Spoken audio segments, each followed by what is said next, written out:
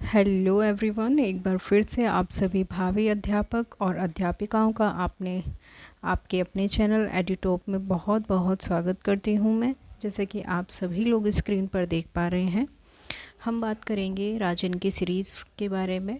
जैसा कि आपको पता ही है कि जो राजन की सीरीज़ होती है डीएलएड के लिए एक क्रूशियल रोल प्ले करती है। तो आ जाइए, सभी लोग जुड़ जाइए। इससे पहले हमने कुछ गैप लिया है और उससे पहले गैप लेने से पहले हम हिंदी सब्जेक्ट को कवर कर चुके हैं।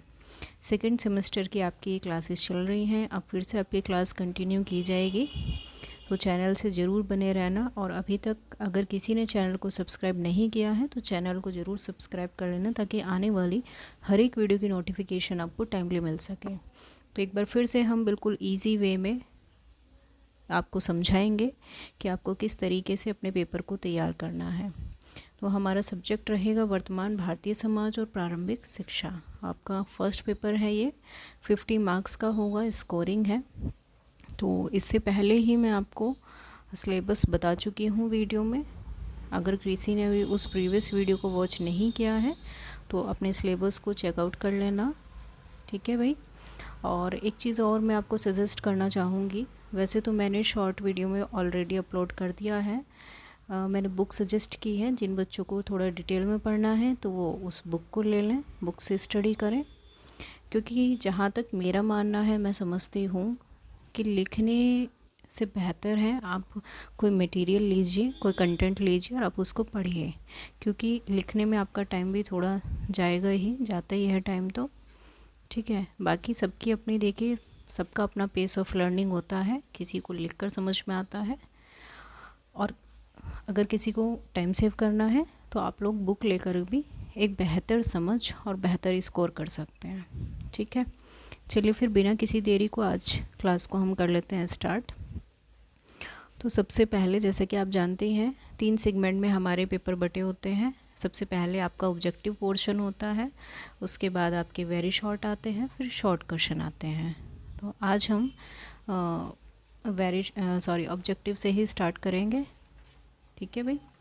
तो चलिए आ जाइए, सभी बच्चे जुड़ जाइए फटाफट से, और चैनल को ज़रूर सब्सक्राइब कर लीजिए और बेल आइकन को प्रेस करना ना भूलें, ताकि आने वाली हर एक वीडियो की नोटिफिकेशन आपको टाइमली मिल सके। देखिए, फर्स्ट क्वेश्चन में कहा है कि एमिल पुस्तक के लेखक हैं। एक चीज़ और बता दूं मैं आपको क्लास स्टार्ट करने से पहले, ये जो आपका राजन की जो सीरीज़ स्टार्ट कर रही हूँ मैं, बिल्कुल न्यू पैटर्न पर है, ठीक है। बिल्कुल भी ओल्ड नहीं है, ये बिल्कुल न्यू पैटर्न पर है। तब आप लाएंगे अपना राजन का जो सीरीज़ लाएंगे, उससे मैच कर लीजिएगा चाहे आप लोग, ठीक है। वैसे आपको लाने की नीड नहीं है, यहाँ पर मैं सभी कुछ कराऊंगी। फिर भी अगर आप अपना लेना चाहते हैं तो वेल एंड गुड है, बाकी आपको यहाँ से भी कोई प्रॉब्लम नहीं होगी करने में, ठीक है। और टेलीग्राम लिंक को भी प्रेस कर लीजिएगा सभी लोग, डिस्क्रिप्शन में आपको लिंक मिल जाएगा। टेलीग्राम पर मैं आपको पीडीएफ दे दूँगी, तो वहाँ से आप लोग इसको कर सकते हैं। अगर आप कहेंगे, आपको नीड लगेगी, तो आप मुझे कमेंट बॉक्स में बता सकते हैं, मैं आपको पीडीएफ दे दूँगी, ठीक है। चलिए हमारा फर्स्ट क्वेश्चन देख लेते हैं हम। एमिल पुस्तक के लेखक कौन है? तो जो एमिल पुस्तक है, ये काफ़ी बार पूछी जाती है। एमिल पुस्तक के लेखक होते हैं रूसो, ठीक है। रूसो ने ये पुस्तक लिखी थी, इसको इंग्लिश में एमाइल भी बोलते हैं। चलिए आगे बढ़ जाते हैं। नेक्स्ट है, आदर्शवादी शिक्षा शास्त्री नहीं है। आदर्शवादी शिक्षा शास्त्री कौन नहीं है, इनमें से ये बताना है। तो ये है आपकी मारियम मॉन्टेसरी। नेक्स्ट क्वेश्चन है, शिक्षा विकास है और एवं विकास करना और अभिवृद्धि करना ही जीवन है, ये कथन किसका है आपको बताना है। तो ये कथन है आपका जॉन डीवी का, जो कि शिक्षा विकास बता रहे हैं, ठीक है। शिक्षा विकास है और विकास करना, अभिवृद्धि करना ही जीवन है, ये जॉन डीवी का कथन है। आगे बढ़ते हैं। शिक्षा प्राप्त करने के लिए प्रब्रज्य संस्कार होता था। तो ये कौन से काल में होता था प्रब्रज्य संस्कार? देखो, जो बच्चे बीएड किए हुए हैं उनको तो बहुत इजी होगा इस सब्जेक्ट को पढ़ने में, ठीक है। लेकिन जो ग्रेजुएशन करके आए हैं उनको थोड़ा सा इतना टिपिकल भी नहीं है, ठीक है, थोड़ा सा नया लग सकता है। हाँ, तो 2 तरह के संस्कार हुआ करते थे। एक वैदिक काल में होता था, जब बच्चा शिक्षा शुरुआत करने से पहले उसका एक संस्कार हुआ करता था वैदिक काल में, जिसको उपनयन संस्कार बोलते थे। ठीक है, इसी तरीके से आपका जो प्रवज्जा संस्कार है वो होता था आपके बौद्ध काल में। ठीक है, तो बौद्धकालीन शिक्षा के लिए प्रवज्जा संस्कार हुआ करता था। ये आपका सही आंसर होगा। चलिए आगे बढ़ जाते हैं। नेक्स्ट है, वैदिक कालीन शिक्षा के पाठ्यक्रम में अपराध विद्या के अंतर्गत नहीं पढ़ाया जाता है। तो क्या नहीं पढ़ाया जाता है वैदिक कालीन शिक्षा में अपराध के अंतर्गत? तो ये है आपका नीति शास्त्र। चलिए आगे बढ़ जाते हैं। तो क्वेश्चन नंबर नेक्स्ट है हमारा क्वेश्चन नंबर 6। वर्धा में अखिल भारतीय शिक्षा सम्मेलन, राष्ट्रीय शिक्षा सम्मेलन कब आयोजित हुआ था? तो ये आपका हुआ था 1937 में। नेक्स्ट है फिर, मुगल काल में उच्च शिक्षा के केंद्र थे। तो उच्च शिक्षा आपकी मदरसों में हुआ करती थी और जो प्राथमिक शिक्षा थी वो आपकी मकतब में हुआ करती थी। ठीक है, इस चीज़ को आप ध्यान रखिएगा। चलिए आगे बढ़ जाते हैं। नेक्स्ट क्वेश्चन है हमारा, बाल देवो भव, यह शैक्षिक विचारधारा किसकी थी? तो बाल देवो भव जो है ये शैक्षिक विचारधारा है गीजूबाई बधेगा की। नेक्स्ट है, विश्व पृथ्वी दिवस कब मनाया जाता है? तो ये होता है आपका 22 अप्रैल को। आगे बढ़ते हैं। नेक्स्ट क्वेश्चन, युग धर्म कहा जाता है। तो युग धर्म किसको कहा जाता है? परिवर्तनमान मूल्यों को, शाश्वत मूल्यों को, या फिर ए और बै दोनों? तो आपके ये दोनों हो जाएंगे इसमें सही। नेक्स्ट है, दिवा स्वप्न पुस्तक के लेखक। मोस्ट इम्पोर्टेंट क्वेश्चन, कई बार पूछा गया है, 2023 में भी इसमें से पूछा गया। ठीक है भाई, तो ये है आपका गीजूबाई बधेगा। आगे बढ़ते हैं नेक्स्ट क्वेश्चन पे। क्वेश्चन नंबर 12, संविधान में किस भाषा को राजभाषा का दर्जा मिला है? तो राजभाषा आप जानते हैं हिंदी है। दूरवर्ती शिक्षा को कहते हैं। जो दूरवर्ती शिक्षा है उसको पत्राचार भी बोला जाता है और दूरस्थ भी बोला जाता है। ठीक है, दोनों हो जाएंगे। शिक्षा एक द्विमुखी प्रक्रिया है। द्विमुखी प्रक्रिया बहुत बार क्वेश्चन पूछा जाता है द्विमुखी और त्रिमुखी से। तो ये आपके जॉन एडम्स ने बोला था। ठीक है, बे ऑप्शन सही हो जाएगा। चलिए आगे बढ़ जाते हैं। नेक्स्ट हमारा क्वेश्चन नंबर 15। ये स्टेटमेंट जो है ये भी बहुत बार पूछा जाता है कि लोकतंत्र जनता के लिए, जनता के द्वारा और ये जनता की शासन व्यवस्था है, ये किसने कहा है? तो ये कहा है अब्राहम लिंकन ने।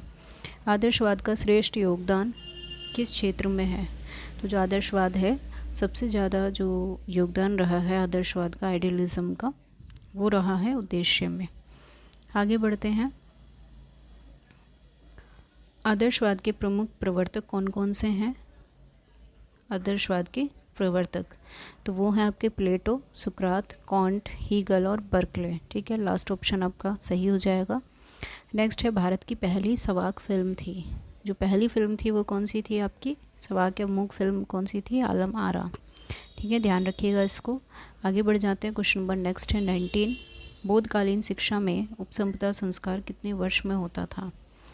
तो एक तो प्रवज्जा संस्कार होता है बौद्ध काल में जब शिक्षा की शुरुआत होती है, और उपसंपदा होता है जब शिक्षा की समाप्ति हो जाती है। तो ये होता है आपका 20 वर्ष के दौरान। ठीक है, ध्यान रखेंगे आप इसको। आगे बढ़ जाते हैं। नेक्स्ट है क्वेश्चन नंबर 20। शिक्षा वह है जो जीवन को संपूर्ण सत्ता के साथ सामंजस्य स्थापित करने की शक्ति होती है। ये जो विचार है ये किसका है? संपूर्ण सत्ता के साथ सामंजस्य, ये दिया है स्वामी विवेकानंद जी ने। आगे बढ़ते हैं। नेक्स्ट क्वेश्चन है 21। निम्नलिखित में से कौन सा दूरस्थ शिक्षा के अंतर्गत नहीं आता है? दूरस्थ होती है आपकी डिस्टेंस एजुकेशन। ठीक है, तो इसमें क्या नहीं आता? समय और स्थान का बड़ा महत्व है। ठीक है, ये आगे बढ़ जाते हैं। नेक्स्ट है, गांधी जी ने बालकों को शिक्षा प्रदान करने की कितनी पद्धतियाँ बताई हैं? तो इन्होंने बताई हैं 4। आगे बढ़ते हैं। प्राथमिक शिक्षा शाला में भाषा शिक्षा नामक पुस्तक किसने लिखी? तो भाषा शिक्षा जो पुस्तक है वो लिखी है आपके गीजूभाई बधेगा ने। देखिए, गीजूभाई बधेगा से काफ़ी क्वेश्चन पूछे जाते हैं, तो आप इसको अच्छे से रीड करिएगा। बुक का सजेशन मैंने आपको ऑलरेडी शॉर्ट वीडियो में दे दिया है। ठीक है, शॉर्ट्स में आप लोग चेक कर लेंगे। डीएलएड सेकंड सेमेस्टर के लिए मैंने एक बुक सजेस्ट की है, चाहे तो आप उसे ले सकते हैं। बाकी अगर आप किसी अदर सोर्स या किसी और पब्लिकेशन की बुक से पढ़ना चाहें तो वो आपकी मर्ज़ी है। क्लियर? चलिए आगे बढ़ जाते हैं। क्वेश्चन नंबर नेक्स्ट है आपका 24। शिक्षण में आत्म उदाहरण, आत्म अनुदेशन, अनुसरण, निर्देश, अभ्यास, चिंतन का समावेश भिन्न भिन्न पद्धतियों को अपनाने पर किस शिक्षाविद ने बल दिया है? तो ये बल दिया है डॉक्टर राधाकृष्ण ने। ठीक है। नेक्स्ट है वैदिक शिक्षा का प्रमुख संस्कार होता था, तो मैंने आपको पहले भी बताया ये होता है उपनयन संस्कार। आगे बढ़ जाते हैं। क्वेश्चन नंबर नेक्स्ट है 26। प्राचीन काल में उच्च शिक्षा दी जाती थी, तो प्राचीन काल में जो उच्च शिक्षा दी जाती थी वो राष्ट्रकुलों में दी जाती थी। ठीक है। अब वुड का जो आज्ञा पत्र है इसी पे बहुत ज़्यादा क्वेश्चन पूछे जाते हैं, तो वुड का आज्ञा पत्र आप ध्यान रखेंगे। 19 जुलाई 1854 को ये प्रकाशित हुआ था। ठीक है। आगे बढ़ जाते हैं। क्वेश्चन नंबर नेक्स्ट है राधाकृष्ण आयोग की संस्तुतियाँ संबंधित थे। संस्तुतियाँ या सुझाव जो थे राधाकृष्ण आयोग के, वो किससे संबंधित थे? उच्च शिक्षा से, हायर एजुकेशन के लिए इन्होंने बात की थी। नेक्स्ट है विश्वविद्यालय शिक्षा आयोग के अध्यक्ष, यूनिवर्सिटी एजुकेशन कमीशन के जो अध्यक्ष रहे हैं, जो चीफ रहे हैं, वो कौन है? तो ये रहे हैं आपके डॉक्टर एस राधाकृष्ण। क्लियर? आगे बढ़ते हैं। परिवार शिक्षा का सर्वोत्तम स्थान है, बालक का प्रथम विद्यालय है परिवार, ये कथन किसने कहा है? तो प से परिवार, पैसे पेस्टोलॉजी आप ध्यान रखेंगे। ठीक है। थोड़ी सी याद करने की ट्रिक्स हुआ करती हैं क्योंकि सारे स्टेटमेंट बच्चों को याद नहीं रहते हैं। बाद में भी मैं आपको पूरा कोर्स कराने के बाद एक ट्रिक बता दूंगी, उससे आप कर लीजिएगा। नेक्स्ट है फिर संगमरमर के पत्थर का जो महत्व मूर्तिकार के लिए है वही महत्व आत्मा के लिए शिक्षा का है। तो ये कथन किसने कहा है? ये कहा है एडिसन ने। ठीक है। नेक्स्ट है वर्तमान समय में शिक्षा के कौन कौन से रूप प्रचलित हैं? अब आप खुद से सोचिए कि वर्तमान समय में किस तरह की शिक्षा है। औपचारिक तो है ही पहले से, अनौपचारिक भी है। ठीक है। और निरौपचारिक, तीनों तरह की शिक्षा जो है सभी की बात की जाती है। अब ये जो शिक्षाएं हैं औपचारिक, निरौपचारिक और अनौपचारिक, ये आपके शॉर्ट और वेरी शॉर्ट में बहुत बार पूछी गई हैं, बहुत बार। ठीक है। डिटेल में मैं इसको पढ़ाऊँगी आगे। चलिए आगे बढ़ जाते हैं। निम्नलिखित में से शिक्षा के औपचारिक साधन नहीं है। देखिए औपचारिक क्या होती है? फॉर्मल एजुकेशन जो आप स्कूल में लेते हैं। ठीक है। तो ये परिवार की जो शिक्षा है ये औपचारिक का साधन नहीं है। नेक्स्ट है निम्नलिखित में से अनौपचारिक साधन कौन कौन से हैं? तो अनौपचारिक साधन आपके परिवार, समाज, राज्य, चलचित्र, टीवी, धर्म, समुदाय, ये सभी स्कूल से हटके हैं, तो ये सभी हो जाएंगे आपके सही आंसर। नेक्स्ट है शिक्षा एक ऐसी शिक्षा जिसमें किसी निश्चित समय, पाठ्यक्रम, विद्यालय की आवश्यकता होती है। ये पाठ्यक्रम के सिलेबस की निश्चित समय की आवश्यकता सिर्फ स्कूल में पड़ती है, और जो स्कूली शिक्षा होती है उसी को हम औपचारिक और क्या बोलते हैं? Formal education. सॉरी, इसमें पूछा है आवश्यकता नहीं पड़ती है, तो जिसमें इस चीज़ की आवश्यकता नहीं पड़ेगी तो वो कहलाएगी अनौपचारिक, इनफॉर्मल। लेकिन अगर इन चीज़ों की आवश्यकता पड़े निश्चित समय की, पाठ्यक्रम की, तो वो आपका औपचारिक होगा। ध्यान रखेंगे आप सभी लोग। चलिए बिना किसी देरी के आगे बढ़ जाते हैं। क्वेश्चन नंबर नेक्स्ट है हमारा 36। सीखने के लिए स्वतंत्रता और निरंतरता आवश्यक है, ये कथन किसका है? तो ये कथन दिया है जॉन डीवी ने। देखिए जॉन डीवी गिजुभाई बधे का काफ़ी इम्पोर्टेंट है, बहुत बार इनसे क्वेश्चन पूछे जाते हैं। जॉन डीवी से तो ये कह दो कि आपके कम से कम ऑब्जेक्टिव में भी 10 नंबर का पूछा जाता है। सॉरी 10 नंबर का नहीं, मैंने गलत बोल दिया।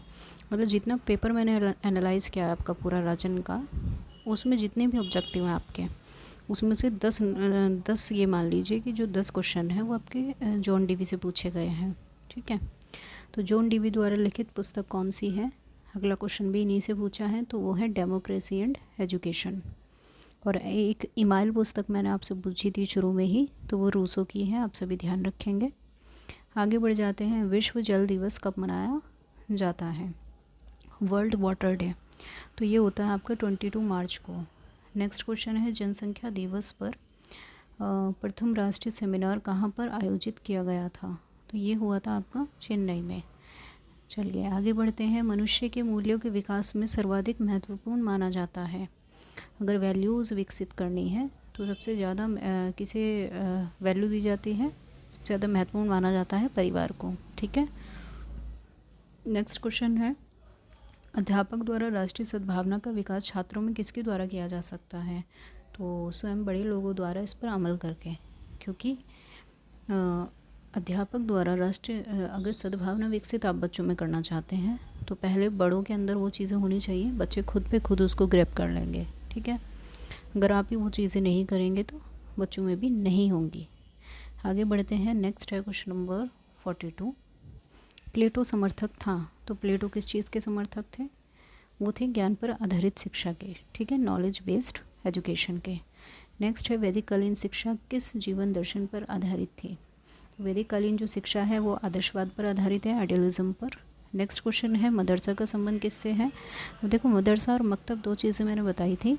तो मदरसा और मकतब जो है वो मुस्लिम काल से यानी माध्यमिक शिक्षा से संबंधित है। ठीक है, और यहाँ पर ऑप्शन क्या सही बैठ रहा है? उच्च शिक्षा के लिए। ठीक है, मुस्लिम काल में उच्च शिक्षा के लिए मदरसे और मुस्लिम काल में ही प्राथमिक शिक्षा के लिए मकतब में बच्चे जाते थे। ठीक है, नेक्स्ट है, निम्नलिखित में से अंतर्राष्ट्रीय सद्भावना के कौन कौन से सिद्धांत हैं? तो अंतर्राष्ट्रीय सद्भावना के जो सिद्धांत हैं, स्वतंत्र विचार का सिद्धांत, पारस्परिक संबंध का सिद्धांत, सामूहिक उत्तरदायित्व का सिद्धांत, या फिर सभी। तो ये सभी हो जाएंगे आपका सही आंसर। आगे बढ़ जाते हैं। क्वेश्चन नंबर नेक्स्ट है 46। शिक्षा का कार्य है उत्तम नैतिक चरित्र का विकास करना है। तो नैतिकता के बारे में बात किसने की है?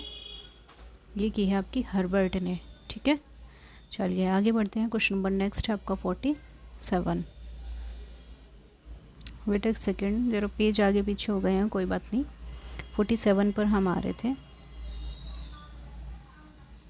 एक सेकेंड जरा मैं देख लेती हूँ। रिपीट हो गया, कोई बात नहीं। 47 क्वेश्चन पर हम आ रहे हैं। अब देखिए इसमें क्या पूछा है, शिक्षा अर्थपूर्ण और नैतिक प्रक्रिया है, अतः वह कल्पना नहीं की जा सकती, वह उद्देश्य विहीन है। तो ये किस शिक्षा शास्त्री का विचार है? तो ये है रिवलिन का। नेक्स्ट है, मेरा उद्देश्य बालक के मस्तिष्क को ज्ञान से सजाना नहीं है बल्कि उसको सिखाना भी है, जहाँ आवश्यक हो तो वो ज्ञान का प्रयोग कर सके। ये कथन दिया है रूसो ने। किसने दिया है? रूसो। डी आंसर इसका सही होगा।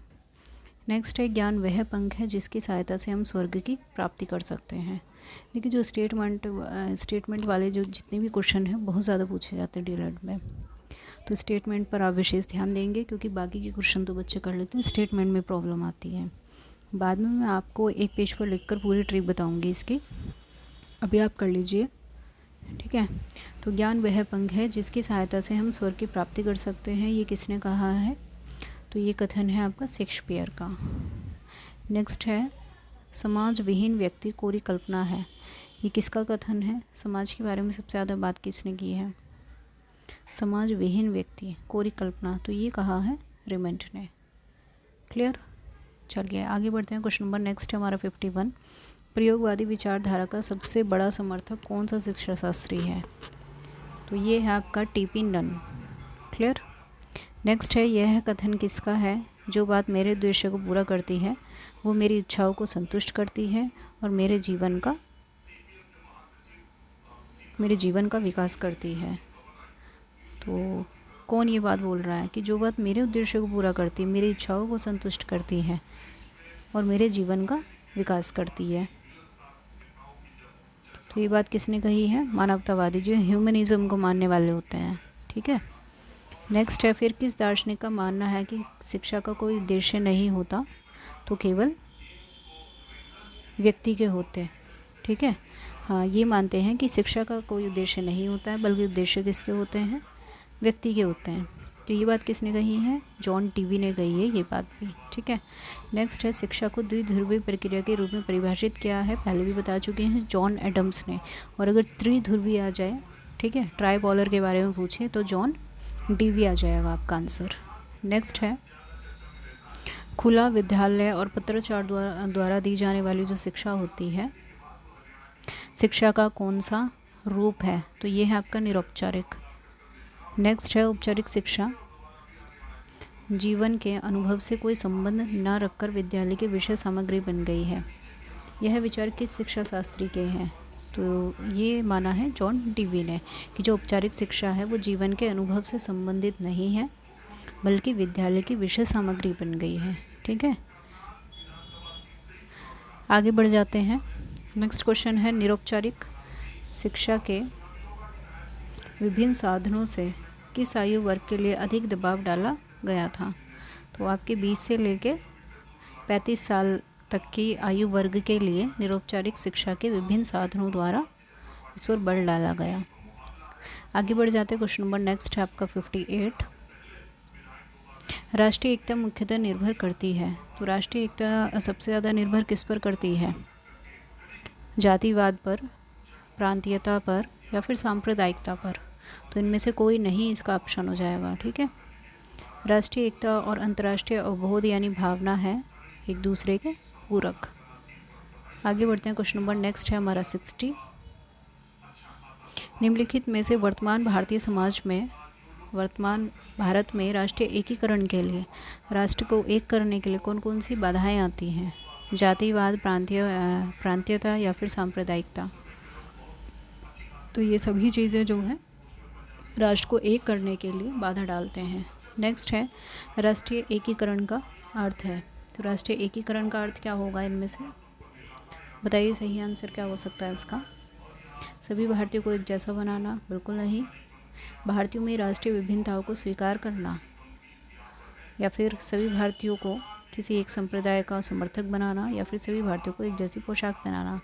फर्स्ट और लास्ट तो बिल्कुल हट जाएंगे।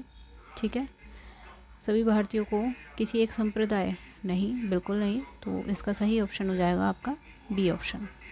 आगे बढ़ते हैं। राष्ट्रीय एकीकरण के लिए राष्ट्रीय एकता सम्मेलन ने शिक्षा के कौन कौन से उद्देश्य बताए हैं? जो राष्ट्रीय एकीकरण है, राष्ट्र को एक करने के लिए जो राष्ट्रीय एकता सम्मेलन है वो क्या क्या उद्देश्य बताता है? छात्रों को देश के विभिन्न पहलुओं का ज्ञान कराना, छात्रों को स्वतंत्रता प्राप्ति के से संबंधित विभिन्न विषयों से अवगत कराना, समस्त जाति संप्रदाय और राज्यों में मेल पैदा करने वाले लिखाई पढ़ाई को प्रोत्साहन देना, या फिर उपरोक्त सभी? तो उपरोक्त सभी हो जाएगा इसका आंसर।